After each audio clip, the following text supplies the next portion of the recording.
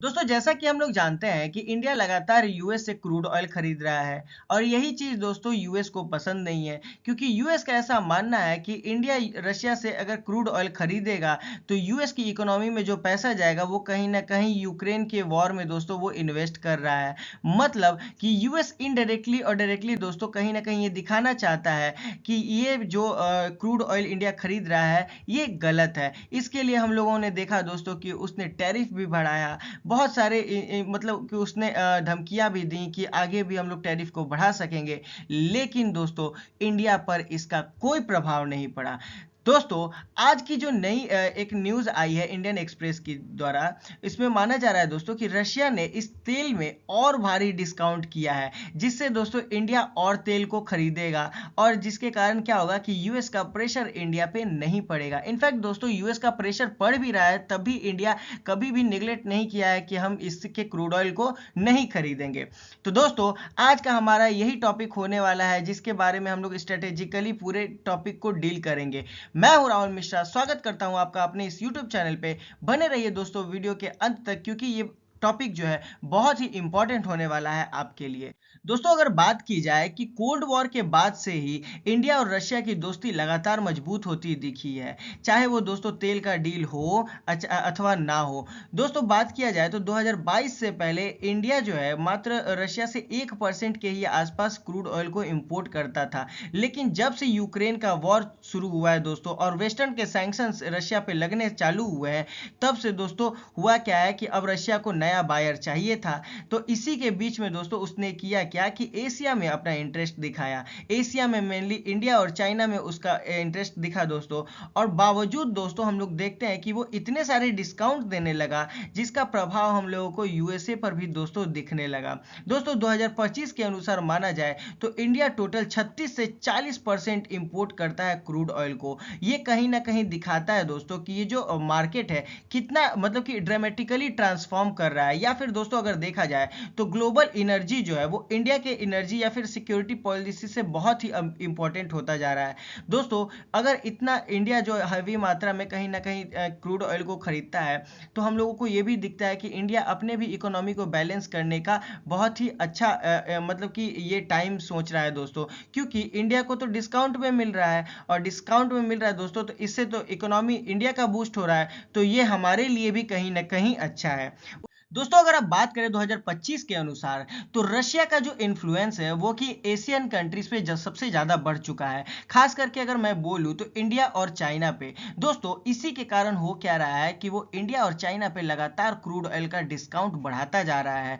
पहले दोस्तों ये कोशिश करता था कि ब्रेंट के अनुसार माने तो $1 पर बैरल डिस्काउंट दे रहा था। अब यही दोस्तों बढ़ के $3 से $4 पर बैरल हो चुका है। दोस्तों ब्रेंट क्या होता है तो मैं आपको बता दूं कि ब्रेंट एक बेंचमार्क है, ठीक है। ये एक बेंचमार्क है जो कि ये बताता है कि ये इसका मतलब कि इसमें कितना डेंसिटी है, सल्फर की मात्रा कितना है दोस्तों। यही दोस्तों ये बेंचमार्क यूरोप में ब्रेंट के नाम से जाना जाता है। यही अगर यूएस में अगर हम लोग बात करें तो यूएस में इसको WTI के नाम से जानते हैं, मतलब दोस्तों वेस्ट टेक्सास इंटरमीडिएट के नाम से। और यही चीज दोस्तों अगर मिडिल ईस्ट में चला जाए तो मिडिल ईस्ट का जो बेंचमार्क है दोस्तों ये दुबई ओमान के नाम से हम लोग इसको जानते हैं, दुबई ओमान क्रूड के नाम से।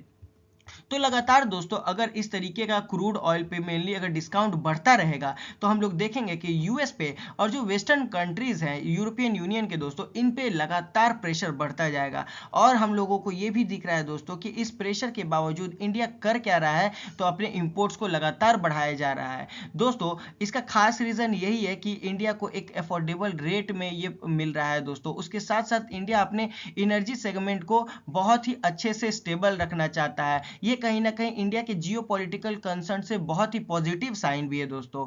दोस्तों इसके बावजूद अगर हम लोग देखेंगे ना तो हम लोगों को दिखेगा कि इंडिया का जो अप्रोच है वो बहुत ही प्रैग्मेटिक अप्रोच है। क्योंकि दोस्तों वो सिक्योर कर रहा है फ्यूल को और उसके साथ साथ दोस्तों अपने डोमेस्टिक ग्रोथ को भी कहीं ना कहीं मेंटेन करने की कोशिश कर रहा है। दोस्तों इतना ही नहीं, रशिया के साथ साथ तो अपने अप्रोच को मेंटेन कर ही रहा है, लेकिन इंडिया कहीं ना कहीं बैलेंस्ड अप्रोच दिखा रहा है सभी कंट्री के साथ। मतलब कि हम लोग वेस्टर्न कंट्रीज के साथ भी अपने अप्रोच को पोलराइज रखे हुए हैं, और कहीं ना कहीं रशिया के साथ भी हमारा जो अप्रोच है वो भी बैलेंस्ड है। दोस्तों, अगर एक डायमेंशन पे इंडिया अगर मूव कर जाए तो कहीं ना कहीं किसी न किसी मतलब इस सेगमेंट में हम लोग देखेंगे कि किसी के अगेंस्ट हो चुके हैं। तो इंडिया नहीं चाहता है दोस्तों कि अपने आप को किसी एक डायमेंशन में रखे। इंडिया सभी के साथ मिलजुल के एक बैलेंस एक्ट के थ्रू आगे बढ़ना चाहता है। और दोस्तों, अगर बात करें तो यूएस लगातार कोशिश कर रहा है इंडिया पे कि इंडिया रशियन ऑयल का इंपोर्ट कम करे, क्योंकि दोस्तों यहाँ पे यूएस को यही लगता है कि ये सो मॉस्को जो है एक वॉर मशीन बन गया है। ये वॉर मशीन कैसे बना है दोस्तों? तो मतलब एक सिंपल सी भाषा है यूएस के द्वारा कि इंडिया क्या कर रहा है, तो तेल खरीद रहा है, और इस तेल के पैसे अगर रशिया में जा रहे हैं तो वो पैसे कहीं ना कहीं यूक्रेन के वॉर में दोस्तों खर्च हो रहे हैं, ऐसा यूएस का मानना है। लेकिन दोस्तों, इसके बावजूद अगर देखा जाए तो इंडिया ने कोई एक्शन तो लिया नहीं। तो यूएस ने क्या किया दोस्तों, 50% का टैरिफ लगा दिया इंडियन एक्सपोर्ट पे, जो कि उसने सोचा कि इंडिया को ये एक तरीके का थ्रेट मिलेगा या एक तरीके का वार्निंग साइन देंगे तो कहीं ना कहीं वो मतलब क्रूड ऑयल को खरीदना कम कर देगा। लेकिन दोस्तों, इंडिया को इससे कोई फर्क नहीं पड़ा। इनफैक्ट दोस्तों, अगर देखा जाए तो इंडिया का जो स्टैंड है वो बिल्कुल क्लियर है। इंडिया का मेन इंटेंट है दोस्तों, energy security is our priority. मतलब दोस्तों, एनर्जी को सिक्योर करना इंडिया का एक प्राइम प्रायोरिटी बन चुका है। ये दिखाता है दोस्तों कि इंडिया जो है अपने फॉरेन पॉलिसीज में बिल्कुल इंडिपेंडेंट है।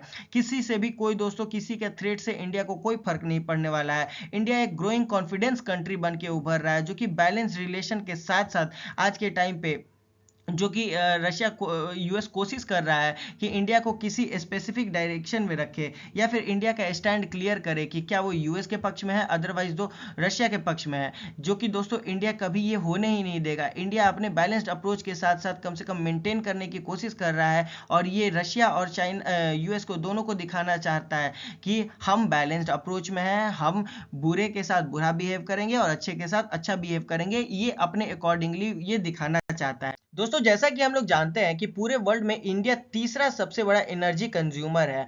उसमें भी दोस्तों लगातार क्रूड ऑयल का डिमांड हर साल बढ़ता ही जा रहा है। इसी बीच में अगर रशिया दोस्तों क्या करेगा कि इस तेल का प्राइस इतना सस्ता देने लगेगा, तो ये दोस्तों इंडिया को मदद करता है कि तेल का प्राइस जो इंडिया में है उसको एक तरीके से स्टेबल रखा जाए, इसकी महंगाई को भी दोस्तों कंट्रोल किया जाए, क्योंकि ये कहीं ना कहीं यहाँ की आम जनता को दोस्तों या फिर यहाँ की इकोनॉमी को बहुत ही देखा जाए ना तो सपोर्ट करता है, या उनके लिए बहुत ही हेल्पफुल हो जाता है। इसके बावजूद दोस्तों अगर हमको दूसरे पक्ष में देखें तो इंडिया में बहुत बड़ी बड़ी रिफाइनिंग कंपनीज हैं, जिसको दोस्तों बहुत ही बड़ा फायदा हो जाता है इससे, क्योंकि यहाँ पे जो क्रूड ऑयल का जो प्रोसेसिंग कॉस्ट है दोस्तों वो बहुत ही सस्ता आ जाता है। और इसी बीच में अगर दोस्तों इंडिया क्या करेगा कि अपने जो सप्लाईज है अगर उसको डाइवर्स रखेगा तो कहीं ना कहीं इसके लिए भी दोस्तों रिस्क कम हो जाएगा, क्योंकि ओवर डिपेंडेंस अगर हम लोग रहेंगे मिडिल ईस्ट पे तो कहीं ना कहीं हमारे इकोनॉमी के लिए भी खतरा है, क्योंकि वहाँ पे आए दिन दोस्तों कहीं ना कहीं हम लोग देखते हैं कि इंटरनल डिस्प्यूट्स होते रहते हैं आए दिन वहाँ पे, कहीं मुस्लिम्स या फिर दोस्तों मतलब इस तरीके के जो डिस्प्यूट्स होते हैं ये कहीं ना कहीं क्या होता है ना कि इकोनॉमी को अनस्टेबल कर देते हैं। और दोस्तों बात किया जाए तो इकोनॉमिकल पर्सपेक्टिव से देखा जाए ना तो रशिया का जो क्रूड ऑयल है वो बहुत ही डिस्काउंटेड प्राइस पे है। तो दोस्तों अगर बात की जाए तो जब से यूक्रेन का वॉर शुरू हुआ है तब से यूरोप लगातार रशियन ऑयल पे सैंक्शंस लगा रहा है, और ये सैंक्शंस इतना बड़ा नंबर अब क्रिएट कर चुका है दोस्तों कि अब मॉस्को के पास बहुत ही कम खरीदार बचे हैं खरीदने के लिए। इसी का असर हम लोगों को दिखता है कि 80% से ज़्यादा जो रशिया जो अब क्रूड ऑयल को एक्सपोर्ट करता है दोस्तों वो मात्र इंडिया और चाइना ही है जो इसको खरीदते हैं।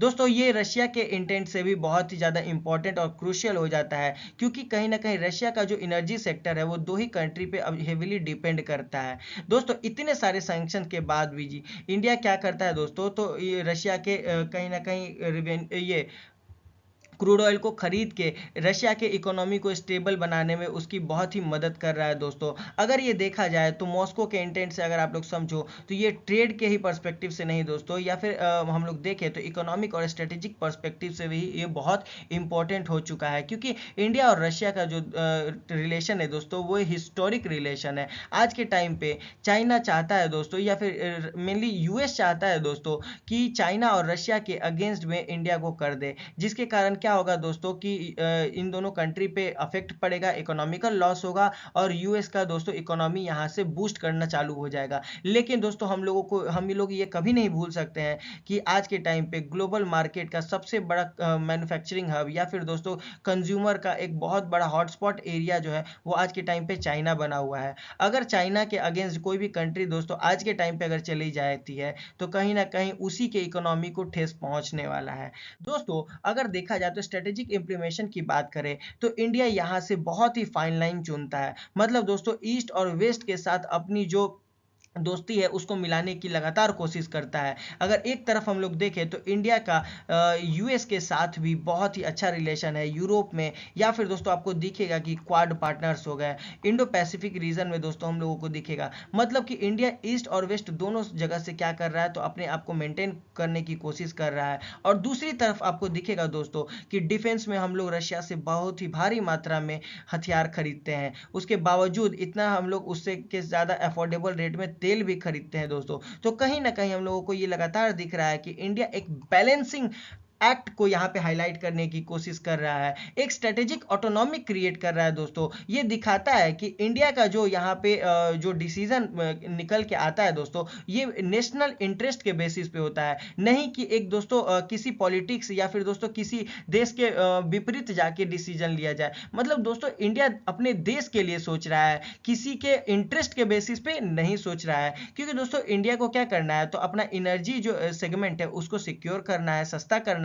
इसके बावजूद दोस्तों इंडिया क्या करना चाहता है तो ग्लोबल पार्टनर को बहुत ही अच्छे से मिला के चलना चाहता है, अपना पार्टनरशिप यहाँ पे स्ट्रॉन्ग करना चाहता है। क्योंकि इंडिया इकलौता एक ऐसा कंट्री आप लोग देखोगे दोस्तों जहां जो लगातार मल्टीपोलर ऑर्डर के साथ, या फिर दोस्तों अगर देखा जाए तो इंडिया का डिसीजन आज के टाइम पे बहुत ही मतलब कि एक मेजर रोल का काम करता है। क्योंकि इन सभी कंट्रीज में अगर आप लोग देखो दोस्तों, मैं आपको जनरली बताता हूं कि जो बड़े बड़े कंट्रीज है लाइक अगर यूएस की बात करें तो यूएस अपना सीधा अपोजिशन जो दिखाता है वो चाइना और रशिया को दिखाता है। चाइना की बात करें दोस्तों तो चाइना भी कहीं ना कहीं इनडायरेक्टली और डायरेक्टली आप लोग देखो तो यूएस के अपोज में है। बात करें दोस्तों रशिया की तो रशिया और यूएस में भी ये कन्फ्लिक्ट लगातार चलता आ रहा है। तो यहाँ पे जो बड़े बड़े ग्लोबल इकोनॉमीज है दोस्तों इसका स्टैंड बिल्कुल ही क्लियर है कि कौन किसके अगेंस्ट है, कौन किसके अगेंस्ट नहीं है। लेकिन उसी के बीच में इंडिया का स्टैंड एकदम हम लोगों को स्ट्रेटेजिक दिखते रहता है। दोस्तों अगर बात करें तो इंडिया का ये जो मेनली ये डिसीजन है कि रशिया से तेल खरीदना है भारी मात्रा में, ये इंडिया की इकोनॉमिक लॉजिक से तो अच्छा ही है दोस्तों, लेकिन स्ट्रेटेजिकली भी देखा जाए तो बहुत ही इंपॉर्टेंट हो जाता है। क्योंकि दोस्तों यहाँ पे हम लोगों को फ्यूल का प्राइस जो है उसको स्टेबल करना है, इकोनॉमी को दोस्तों प्रोटेक्ट करके रखना है, महंगाई को भी बचा के रखना है, और लॉन्ग टर्म में अगर देखा जाए दोस्तों तो इंडिया को अपना रेपुटेशन भी बना के चलना है। क्योंकि यहाँ पे अगर एक्सटर्नल प्रेशर आने लगेंगे और इससे इंडिया का डिसीजन अगर बदलता हुआ दिखेगा तो कहीं ना कहीं इंडिया का जो फ्यूचर जो इमेज है वो कहीं ना कहीं दोस्तों मतलब कि रेपुटेशन पे नेगेटिव हम लोग देखेंगे कि बात उठने लगेगी। क्योंकि दोस्तों यूएस तो लगातार इंडिया को कोशिश करता है कि प्रेशर देते रहे, या फिर यूएस का प्रेशर अगर इंडिया पे पड़ने लगेगा दोस्तों तो यहाँ पे एक तरीके के इंडिया के नेशनल जो इंटरेस्ट है उसके लिए एक निगेटिव साइन बन के आएगा। दोस्तों ये जो पॉलिसी है इंडिया का एक तरीके से सस्टेनेबल डोमेस्टिक ग्रोथ की ओर दिखाता है। इंडिया एक फ्यूचर की तरफ आगे तो बढ़ेगा ही, उसके साथ साथ इंडिया जो अपना रोल है दोस्तों ये बहुत ही कॉन्फिडेंट तरीके से, या फिर दोस्तों देखा जाए तो ऑटोनोमस प्लेयर के तौर पे ये दिखाने वाला है। मतलब दोस्तों कि इंडिया का जो स्टैंड है अगर देखा जाए तो अगर ये सबसे पीछे तभी हो जाता है दोस्तों कि यहाँ पे एक बड़ा इकोनॉमी नहीं है, ग्लोबल मतलब कि टॉप रैंक और सेकंड रैंक कंट्री नहीं है। लेकिन दोस्तों अगर हम लोग देखें तो उसके बावजूद जो इंडिया का जो डिसीजन रहता है वो सुपर पावर कंट्रीज के कंटेक्स्ट में एकदम मेजर रहता है दोस्तों। यहाँ पे सभी कंट्रीज जो है कहीं ना कहीं सोच में पड़ जाती हैं कि इंडिया का डिसीजन किस तरीके का होने वाला है। खैर दोस्तों इस तरीके के जियो पॉलिटिक्स जो है वो लगातार चलती रहती हैं। दोस्तों आज के लिए बस इतना ही। कैसा लगा वीडियो आप मुझे कमेंट में बताइएगा। अगर आपको ये वीडियो अच्छा लगा तो please like, subscribe and bell icon को प्रेस कर ले, जिससे आपको आगे की आने वाली खबरों का अपडेट मिलता रहेगा। दोस्तों हम जुड़े रहते हैं आपके साथ न्यू करंट अफेयर्स के साथ। तो दोस्तों मिलते हैं अगले वीडियो में, तब तक के लिए अपना ख्याल रखें। Thank you.